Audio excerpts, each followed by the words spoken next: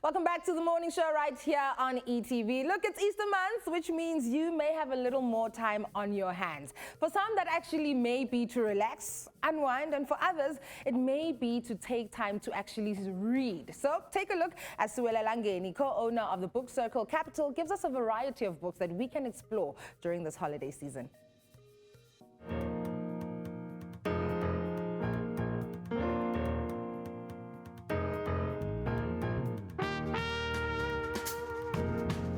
Talk to me about the books we are exploring. We are obviously inside what many of us know as Freedom Month, right? Yeah. April is a very significant month in our history and just as South Africans in generally. So I imagine there are titles that speak to that. Yeah, definitely. So I'll start with this one, Milk the Beloved Country. So, I mean, 1994, that's when freedom essentially began. Yes. So this author, Sihle Khumalo, writes a lot about this country. His last book that was published in 2016 was A Rainbow Nation, My Zulu Us. So he was, I remember that. picking fun at this concept of a rainbow nation.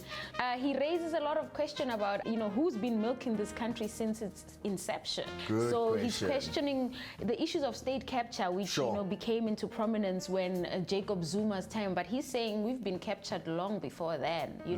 He's highlighting the fact that fraud, racketeering has been happening even during the apartheid government, even in colonial times. Yes. So he highlights some of the power brokers who've got this country.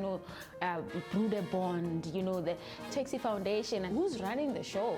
Sure. If you think about it, during post-94, when the politicians who are now in power, what happened to them? They were coming straight from jail. They were coming straight from exile. Right. Other people had to make sure that they become, settled. Their houses, their kids go to school. If I'm pouring some money into you, essentially when you get into power, you need to look after me. There's a kickback. So you need to look after me. So he's raising scandals that have followed each of the leaders. No one is clean. So he's forcing us to think, to say who's in charge. But he also has a fun chapter, a fun section where he's inquiring about the names of some of the towns in South Africa. Grafrenet, Zalstron, Warden.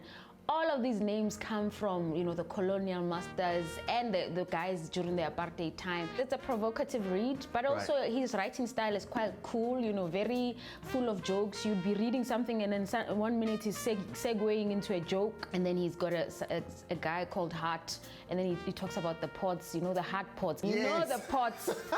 The pots and their influence in our childhood. So every black family has that. Please, before you put it down, yeah. there's something he's put there, Fontaine at the end. Please read that for us. Which one? At the back of the book.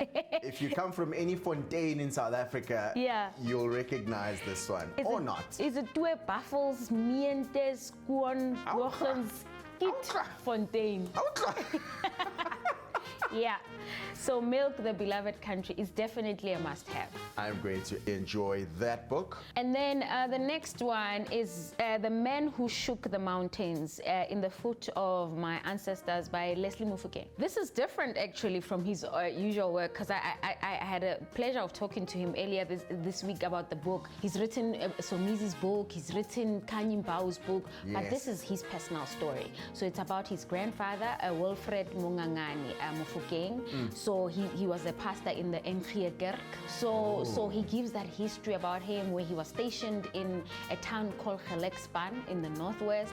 How much he's done. So he built a school, he built a hospital.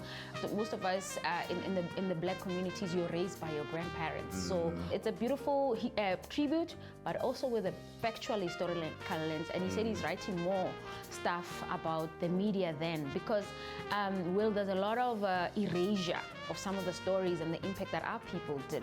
True.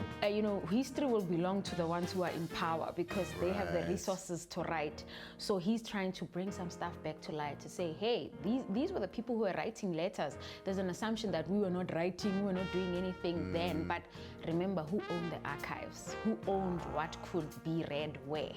And now that we're slowly getting there and we can have conversations like this, we should also just write. So this is his big story to say, let's shake the mountains. let's ask the questions. His grandfather shook his own mountains.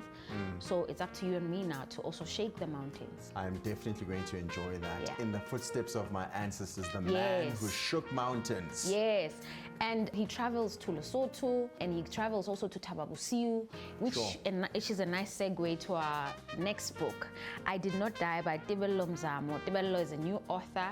This is a new edition by Kwela Books, which is NB Publishers. This is the work of fiction, but it resonates to stories that we've heard before. So Ubuntu, Pere, and Tatizia are husband and wife. They're in Lesotho, and Butu gets a job in the mines in Rustenburg. Of course. And when he settles, he almost forgets about his family, starts a whole new life. And Tatisi does his best, as most women do, to make sure that the family carries on. She gets a job, she acts a living for the family. But, this thing is hanging on the back of her head, or what happened to this guy? She decides to make a trip to South Africa to then find this guy, and she gets a shock of her life. Without revealing spoilers, but it's a story about migrant labor. It's a story about, the breaking of a family unit because of this, all of us trying to find a better life. That impacts, that causes that separation, I love that. I did not die. I did not die. Last one on our list is Winning the Property Game, and Lessons from an Executive Property Mentor by Koketso Sylvia Milosevic. I love her. I've seen her work on the socials and on TV as well. Yes. So Koketso is like a property guru. This book is endorsed by Lisa Nichols, who's also well known in the life coaching space. To drive you to whatever field you're in, be the best in it. And Koketso is the best in property. So this story, she actually gives you blow by blow how she started. I mean, she was owning property when she was in her 20s, but she's honest about it. There was money lost because of lack of experience. But she takes you through it, and it's an easy read. Some chapters are like a page or two long.